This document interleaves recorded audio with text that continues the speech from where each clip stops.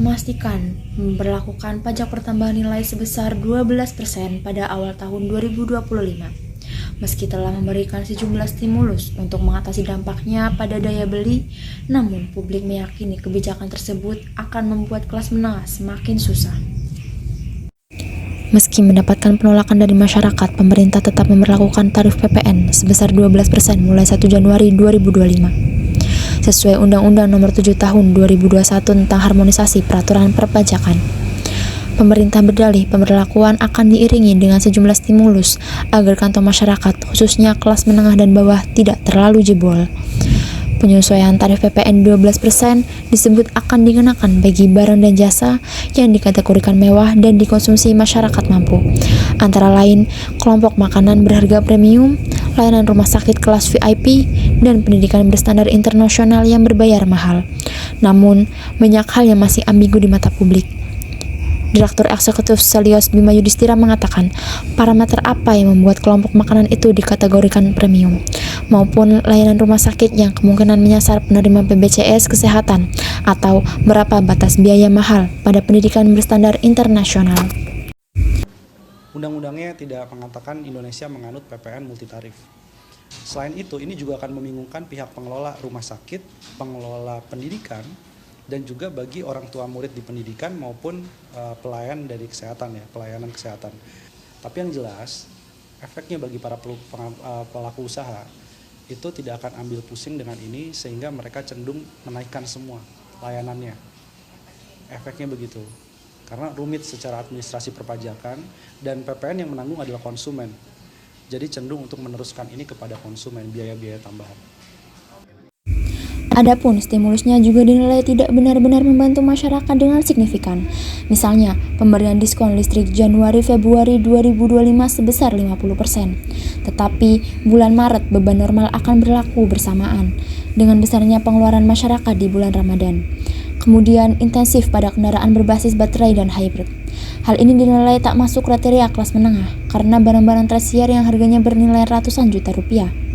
Selyos menghitung PPN 12% akan menambah pengeluaran rata-rata masyarakat per bulan sebesar Rp350.000. Hal ini akan membuat tekanan pada inflasi sepanjang 2025 menjadi di atas 4%.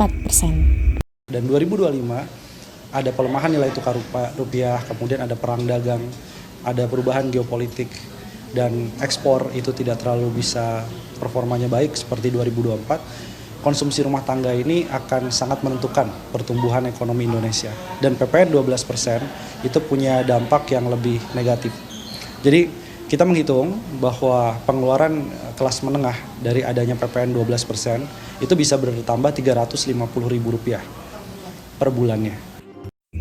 Warga pun khawatir pemberlakuan PPN 12% bakal membuat pendapatan hanya cukup untuk memenuhi kebutuhan hidup dasar saja, hingga mengubur cita-cita mereka memiliki rumah sendiri.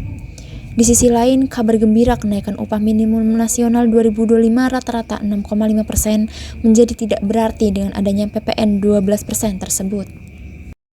Baru aja merdeka finansial, tiba-tiba sekarang harus rebudgeting lagi, ngepost konsumsinya berapa, nabungnya berapa, buat disimpan berapa, jadi dampak banget sih. Kenaikan upah minimum juga tidak menjawab kebutuhan untuk adanya tambahan kenaikan PPN 12% gitu. Jadi sebenarnya sama aja gitu, nggak ada kepastian juga bagi generasi milenial ya di Indonesia ini terkait masa depan. Karena kayak kalau kita ngandelin gaji UMR kan itu udah cukup ya untuk kehidupan sehari-hari, makan, transport, tempat tinggal, kayak gitu-gitu. Belum lagi kalau yang punya beban keluarga, punya beban adik-adiknya, mungkin generasi sandwich gitu, di usia produktif, ya pasti kedampak banget sih. Kalau aku sih secara long term ini benar-benar tidak menguntungkan buat kita ya, apalagi Gen Z ini udah dibilang susah beli rumah dari awal, apalagi ini tiba-tiba ada PPN 12%, semakin selamat tinggal aja beli rumah kan.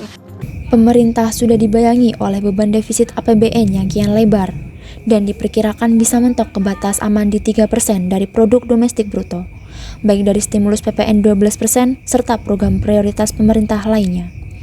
Alih-alih menaikkan PPN dengan target penerimaan negara sebesar Rp75 triliun setahun, publik lebih mengharapkan PPN diturunkan seperti yang dilakukan oleh negara lainnya.